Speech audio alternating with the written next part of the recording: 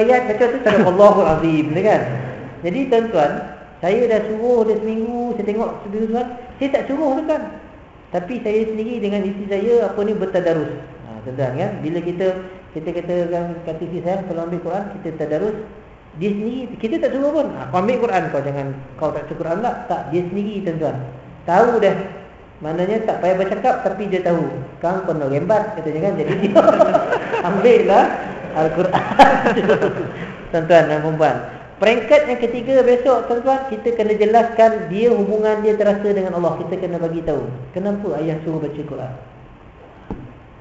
Tuan-tuan kan? Kenapa tuan-tuan kan? Sebab tu tuan-tuan, saya kenapa kena baca Quran? Dia tentulah kan, pagi subuh kan, tentulah. Ini pembawakan mak kan? Kalau pembawakan ayah dia akan bercakap, maafkan saya ayah, saya tak faham. Itu ayah punya pembawakan. Kalau mak kan, maknanya dia ada macam sakit bahu macam tu lah lebih kurang. Tuan-tuan dan puan kan. Jadi tuan-tuan, saya tekankanlah kenapa kena baca Quran. Bila baca Quran, Allah sayang pada kita, Nabi sayang pada kita, malaikat sayang kepada kita. Tuan-tuan, kita dah melibatkan rukun iman 3 perkara. Percaya kepada Allah, percaya kepada Rasul, percaya kepada malaikat. Tuan-tuan, masuk yang keempat pula tuan, kita katakan bila kita baca Quran Allah bagi pahala. Bila Allah bagi pahala tuan-tuan, rukun apa dia? Rukun iman yang ke-5 tuan-tuan, percaya kepada hari akhirat. Apatah lagi membaca Al-Quran, rukun iman percaya kepada kitab. Tuan-tuan, jadi tuan-tuan dan puan-puan dimati Allah, tinggal takdir lagi tuan-tuan. Bila nak memahamkan takdir ni tuan-tuan, kita satu peringkat besok kita fahamkan anak-anak kita. Kan? Contoh mudahnya tuan-tuan ialah kita iyyaka na'budu wa iyyaka nasta'in. Tuan-tuan, itu ikhlas tu tuan-tuan. Dalam sembahyang kita baca iyyaka na'budu wa iyyaka nasta'in. Hanya kepada Engkau ya Allah kami memperambakan diri, dan hanya kepada Engkau ya Allah kami minta tolong. Itu ikhlas tu tuan-tuan. Kan? Maknanya iyyaka nasta'in, maknanya kita tidak bergantung kepada manusia. Maknanya bila kita tak bergantung kepada manusia, apakah kita tidak meminta tolong kepada manusia? Tak, kita tetap juga minta tolong kepada manusia. Tetapi di kala mana manusia yang membantu tu barangkali gagal, tak memenuhi apa yang kita nakkan, ataupun senangnya manusia tu tak dapat nak tolong kepada kita, jangan pula kita rasa habislah, tak ada siapa lagi nak tolong saya. Yang sebenarnya tuan-tuan, kita ada lagi talian, orang kata bukan talian hayat, tapi talian sepanjang hayat, iaitu iyyaka nasta'in, kepada Engkau ya Allah kami meminta tolong. Jadi tuan-tuan, apa yang dimaksudkan dengan ayat suratul Bayyinah ayat kelima ini? Dia kata padahal wa ma umiru illa, padahal mereka tidak diperintahkan melainkan supaya memperhambakan diri kepada Allah Subhanahu wa taala, mukhlisina lahuddin, mengikhlaskan ibadat kepada Allah Subhanahu wa taala. Tuan-tuan, orang yang mengikhlaskan kepada Allah Subhanahu wa taala ni tuan-tuan, jiwanya lapang, tenang, damai tuan-tuan, hebat. Walaupun kadang-kadang diuji dengan satu perkara yang menyakitkan, tetapi yang sakit yang dia rasa itu tuan-tuan adalah dianggap sebagai suatu perkara yang berkesampingan. Fokusnya tetap yang apa ni tuan-tuan, yang indah-indah. Semacam kita makan potai. Kan kesan makan potai ni tuan-tuan ialah besok pagi. Kan? Besok pagi. Kalau makan hari ni, dia punya kesannya adalah pada besok pagi, bukan saja kepada badan tetapi tandas yang dia ada di mana-mana. Tuan-tuan. Tetapi kenapa kita makan juga apa ni tuan-tuan, apa ni potai ni tadi? Anak saya panggil petayun lah. Sebab anak saya tanya, ayah, petai ni dalam bahasa Arab apa? Tak tahu. Jadi katanya panggil petayun. Oh, petayun ni. Dia punya wazan dia apa ni? Masrah dia itu rafaq, mana kena bariskan atas petayun kan. Jadi tuan-tuan, di samping kita makan petai, ada keindahan-keindahan yang kita fokuskan, mana sadap makan, berselera kan. Jadi tuan-tuan, kesedapan dan keindahan itu menyebabkan kita sanggup menghadapi kesannya pada besok pagi. Betul tak? Jadi tuan-tuan dan puan-puan yang dirahmati Allah, ini maksudnya dalam soal ibadat, apabila kita melakukan perkara-perkara tanggungjawab dengan ikhlas, biarpun kadang-kadang kita terpaksa menanggung susah dan juga cabarannya, kita berani untuk berhadapan. Kenapa tuan-tuan? keindahannya itu lebih dahsyat daripada kesukaran yang berkesampingan ataupun yang bersekali dengannya. Baik. Lagi tetap teguh di atas tauhid, dan supaya mereka mendirikan solat serta memberi zakat, dan yang demikian itulah agama yang benar. Apa maksudnya tuan-tuan di sini? Orang yang ikhlas tadi dengan agama ni, wa yuqimus solat.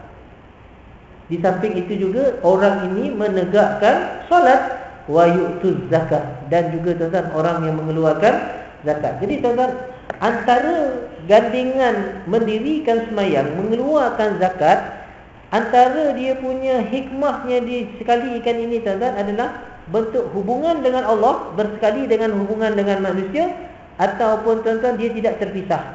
Hablum minallah wa hablum minan nas. Kalau kita tengok tuan-tuan, hubungan solat ini hubungan langsung dengan Allah. Sedikit sangat faedahnya hubungan dengan manusia. Maknanya hubungan langsung dengan Allah, hubungan tidak langsung kepada manusia, tuan-tuan. Maknanya hubungan kita dengan manusia ni barangkali nanti ada doa, kita semayang berjamaah, kita dapat berkenal-kenalan, mempertautkan persaudaraan Islam. Di samping kita boleh berjumpa orang ni sihat ke tak sihat, kita mendapat berita bila kita semayang ni tuan-tuan, tanpa bersaja berjamaah ke masjid. Manakala zakat ni tuan-tuan, dia lebih kepada bila kita zakat, adakah zakat itu untuk Allah? Fizikal zakat duit ni jadi tak, tetapi kepada manusia. Walaupun perintah itu daripada Allah, tetapi tuan-tuan kebaikannya itu kepada, secara langsungnya kepada asnaf yang lapar. Jadi melibatkan kepada manusia. Jadi tuan-tuan, kita dapat mengambil kesimpulan di sini bahawa keikhlasan itu dibentuk juga apabila kita beramal langsung kepada Allah dan juga beramal langsung kepada manusia. Maknanya dengan manusia pun kita kena ikhlas, dengan Allah Subhanahu Wa Taala pun kita kena ikhlas. Apa yang boleh kita kaitkan secara langsung dengan keadaan kita masa ni? Kita kerja dekat pejabat Disda sebagai anggota kaki tangan Disda, tuan-tuan. Kerjalah dengan ikhlas, tuan-tuan. Bila kita kerja dengan ikhlas, tuan-tuan, kita dapat gaji, kita rasa aman dan damai.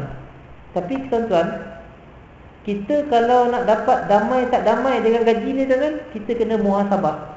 Layak ke saya dengan mendapat secara damai gaji ini, tuan-tuan? Sebab tu tuan-tuan, bila kita bekerja dengan sungguh-sungguh, tuan-tuan, dapat kita bagus pencapaian organisasi kita menepati sasaran ni, tuan-tuan, kan? Kita rasa tuan-tuan damai. Macam contohnya sekarang ni musim mengisi SKT kan, borang SKT kan. Tuan-tuan terlibat juga tak? Sama juga kan, tuan-tuan kan? Jadi tuan-tuan, kalaulah seorang pegawai itu dia jujur, amanah dan ikhlas, tuan-tuan, dia tulis sasaran kerja saya sepanjang tahun 2013 adalah 5 perkara. Tuan-tuan, kalaulah orang, tuan-tuan, dia jujur, dia akan ukir, dia akan lakarkan, tuan-tuan, secara spesifik.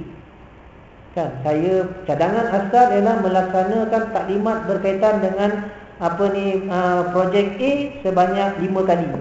Tiba-tiba tuan-tuan, dia dapat melaksanakan ialah 3 kali. 2 kali, 3 kali dapat, tuan-tuan.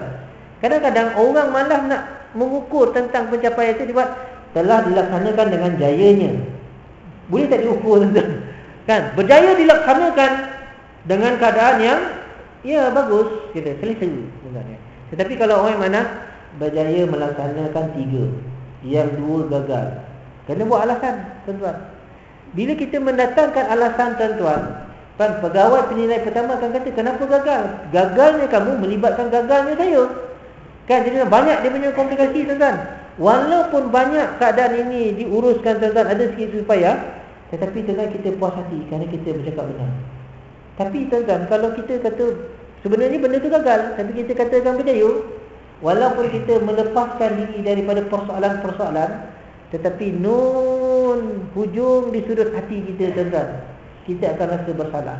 Rasa bersalah ini, tuan-tuan, akan lebih membesar dan mengganggu kehidupan kita apabila proses muhasabah dibuat, tuan-tuan. Sebab itu Sayyidina Umar kata, sebelum Allah muhasabah diri kita, biarlah kita terlebih dahulu muhasabah. Biarlah kita risau di dunia, jangan kita risau di padang mahsyar. Risau di dunia, tuan-tuan, kita ada peluang untuk membaiki diri. Tapi kalau kita risau di padang mahsyar, tuan-tuan, masa dah time.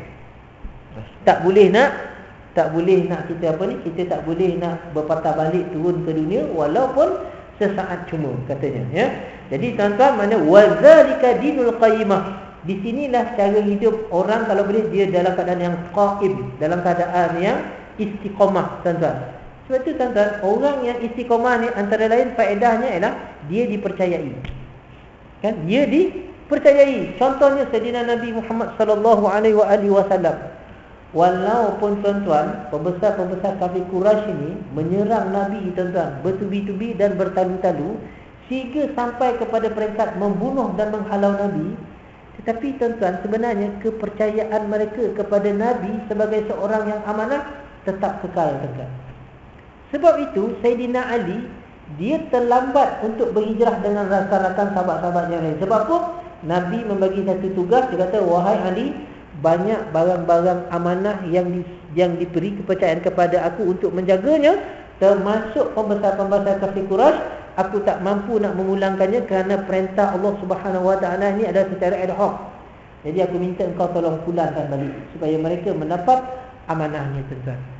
Sebab tu tuan-tuan, walaupun begitu, walaupun dimusuhi, tuan-tuan, Nabi tetap juga, tuan-tuan, dianggap dan tetap juga pembesar kafir Quraisy ini mengatakan Muhammad itu adalah yang baik, tuan-tuan. Sama juga, tuan-tuan, bila kita amanah. Bila kita ikut amanah, ikut peraturan, kita akan dimarah. Alah, leceh lah. Kan? Tuan-tuan, alah, leceh lah. Itu pun alah, tuan-tuan kan, mana betul lah. Tak ada, dipukul betul lah. Tuan-tuan kan, kadang-kadang kita ni tu lah, tuan-tuan, dalam syarat MBJ kan, macam-macam kita minta. Pihak pengurusan kita harap sekian-sekian.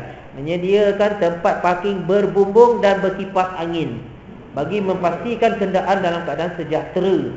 Tuan-tuan kan, contoh kan. Tetapi kadang-kadang tuan-tuan, kita lupa nak cakap dengan ahli MBJ kita, MBJ pekerja ke, MBJ majikan ke, kita cakap kita perlu menyatakan komitmen kita kepada organisasi bahawa kita mesti bekerja keras untuk mencapai pencapaian 95%, yang sekarang ini pencapaian kita hanyalah 70%. Kita jarang nak ajak ni, tuan-tuan, tapi kita lebih banyak bagi. Tapi apa timbal balik yang kita dapat dalam persembahan mutu kerja kita, tuan-tuan dan puan-puan? Kadang-kadang kita minta, kita harap kita organisasi kita ni, kita sediakan baju korporat yang kita mesti pakai pada hari Rabu. Tapi bila dibagi baju korporat, ada tak pakai pada hari Rabu? Tak pakai, tuan-tuan. Kan? Jadi ini perkara-perkara yang semacam ini, tuan-tuan, dia akan balik soal ikhlas tadi. Orang yang ikhlas, tuan-tuan, dia takkan bicara katanya nanti apa orang kata, pakai je lah. Tuan-tuan dan puan-puan, pakai je lah, asalkan perkara ini adalah bersesuaian dengan ad-din tadi. Yang disebut ad-din, kita laksanakan ad-din ataupun sistem hidup yang diredai oleh Allah Subhanahu Wa Taala, maka kita dianggap sebagai al-qaim ataupun istiqamah. Akhir, tuan-tuan, kerana masa. Tuan-tuan, firman Allah Subhanahu Wa Taala, la yanalallahu luhumuha wala dima'uha walakin yanaluhu taqwa minkum. Ini selalunya dalam kita dengar ayat ini ketika pelaksanaan ibadah korban. Apa kata Allah dalam suratul Hajj ayat yang ke-37? Daging dan darah binatang korban atau hadiah, tuan-tuan ya, itu tidak, ataupun hadiah itu tidak sekali-kali akan sampai kepada Allah. Daging darah tak akan sampai kepada Allah, tuan-tuan. Kenapa? Apa keperluannya? Tetapi anggapan manusia, tuan-tuan, kan, anggapan manusia ni nakkan apa dia? Nanti kalau memanglah dia pegang, nanti kalau kita berkorban, kita akan menunggangi tunggangan kita, kan? Tunggangan kita masuk ke dalam syurga, tuan-tuan. Kenderaan binatang yang kita korban inilah akan menjadi tunggangan kita. Tuan-tuan, yang dimaksudkan hadis itu bukan tunggangan secara fizikal. Kalau secara fizikal, tuan-tuan, kita sendiri menyusahkan diri kita, tuan-tuan. Maksudnya apa, tuan-tuan? Kalau setiap tahun kita menyembelih korban, katakanlah, tuan-tuan, 30 ekor, besok sampai di padang macam mana satu kita nak tunggang ni. Tuan-tuan kan, maksud tunggangan itu, tuan-tuan, bukanlah binatangnya, tetapi pengabdian itu menyebabkan, tuan-tuan, kita ini diiktiraf oleh Allah. Dengan itu orang kata dikiaskan ataupun orang kata diibaratkan semua itu dapat menunggangi kita, maknanya memudahkan kita masuk ke dalam syurga dengan pengibadatan yang kita buat. Sebab itu dia kata bukannya daging, bukannya darah yang kamu korbankan itu sampai kepada Allah, tetapi apa kata Allah? Walakin yanaluhu taqwa minkum, tetapi yang sampai kepada Allah ialah amalan yang ikhlas, yang berdasarkan takwa daripada kamu. Ikhlas kan? Sebab itu orang yang ikhlas, orang yang ikut peraturan, jujur ni tuan-tuan, selalunya orang rimas, malah kan, gunakanlah budi bicara. Tapi tuan-tuan, orang yang tak guna budi bicara, orang yang selalu menggunakan budi bicara dengan arti kata tuan-tuan tidak mengikut peraturan, kan, melebihi satu klausa, satu kuantitinya, tuan-tuan, depan orang kata baguslah Cik Ahmad, memang bagus. Saya jarang jumpa dengan Cik Ahmad. Di depan dia, tuan-tuan. Tapi kalau di belakang dia, borak dengan orang lain, kan, itu Cik Ahmad kita boleh timbang pakai kati. Pakai kati itu bukan pakai tu sistem metrik, tuan-tuan. Itu orang boleh beli punya dengan sekian-sekian, tuan-tuan. Tapi orang yang amanah, jujur, tuan-tuan, kan, kadang-kadang sampai satu peringkat, tuan-tuan, dia diancam, malah dibunuh, tuan-tuan, kan? Sekarang ni malah ia dibunuh. Tetapi tuan-tuan tengok pengiktirafannya itu, tuan-tuan, yang di timur. Kadang-kadang itu orang jangan main-main. Dia ada prinsip punya orang. Itu orang jujur punya orang. Itu orang amanah punya orang. Kadang-kadang kita dengar pujian-pujian itu, tuan-tuan, di belakang. Sebenarnya, tuan-tuan, itulah yang lebih. Itu juga yang berlaku kepada Nabi SAW. Dia diserang, dia diperang. Sampai satu ketika, tuan-tuan, Abu Jahal tanya dengan Abu Lahab. Bu, katanya. Kan, bu, kata dia. Apa, kau pun Abu, yo. Dia kata, wahai Abu Lahab, kata, Abu Lahab ni pak saudara tadi, pada pandangan engkau Muhammad yang dibawa ni benar ke tak benar? Abu Lahab, tuan-tuan, pandang kiri dan kanan, dia kata, apa yang dibawa oleh Muhammad itu adalah benar. Habis kenapa kau tentang? Bisnes gitu. Tuan-tuan dan puan, ada tujuan-tujuan yang lain. Bagaimana kedudukan aku? Kan? Sebab tu, tuan-tuan, Abdullah bin Ubay bin Salul, presiden munafik, tuan-tuan, Madinah, tuan-tuan, memusuhi Nabi. Kenapa, tuan-tuan? Kalau aku mengikuti Nabi, aku tidak memenuhi hasrat aku untuk menjadi pemimpin di Madinah. Sampai ke mati dia tak dapat, tuan-tuan. Kan? Kenapa, tuan-tuan? Di situ dia punya apa? Dia punya apa ni? Dia punya, orang kata, dia punya pertimbangannya itu. Tuan-tuan dan puan-puan yang dirahmati Allah, saya rasa sekadar ini dahulu, tuan-tuan. Sebab apa ni, sebenarnya 9.30 ni ada temu duga imam, orang asli di pusat dakwah. InsyaAllah pada pertemuan yang berikutnya kita akan bersama lagi. Dan saya minta maaf kalau ada bicara kata yang apa ni tidak baik. Wabillahi taufiq wal hidayah. Wassalamualaikum warahmatullahi taala wabarakatuh. Bismillahirrahmanirrahim. Alhamdulillahirabbil alamin. Hamdan yuwafi ni'amahu wa yukafi mazidah. Ya Rabbana lakal hamdu kama yanbaghi li jalali wajhikal karim wa 'azimi sultanik. Allahumma ftah 'alaina futuhal 'arifin warzuqna fahman nabiyyin wa khatamal anbiya wal mursalin. Ya Allah, ya Rahman, ya Rahim, ampunkanlah segala dosa kami, ya Allah, dan berikanlah kami petunjuk serta kekuatan untuk kami meninggalkan kemaksiatan yang akan merugikan kami. Ya Allah, ya Rahman, ya Rahim, bukakanlah pintu rahmat dan rezeki-Mu, ya Allah, kepada kami, ya Allah. Pemudahkanlah urusan kami, ya Allah, agar kami dapat menjalani kehidupan kami dengan damai dan dapat menyelesaikan beban hutang kami, ya Allah. Ya Allah, ya Rahman, ya Rahim, kami pohonkan kesejahteraan kepada saudara kami yang diuji dengan menghadapi bencana banjir, ya Allah. Berilah ketabahan dan keampunan kepada mereka, ya Allah. Dan kami pohonkan kepada-Mu, ya Allah, Kau limpahkanlah rezeki-Mu yang luas kepada mereka, agar apa yang hilang dan musnah akan diganti dengan yang lebih baik daripada apa yang mereka harapkan, ya Allah. Rabbana atina fid dunya hasanah wa fil akhirati hasanah wa qina azabannar. Sallallahu alaihi wasallam Muhammadin wa ala alihi wa sahbihi wa baraka wa sallam. Alhamdulillahirabbil alamin. Taqabbalallahu minkum.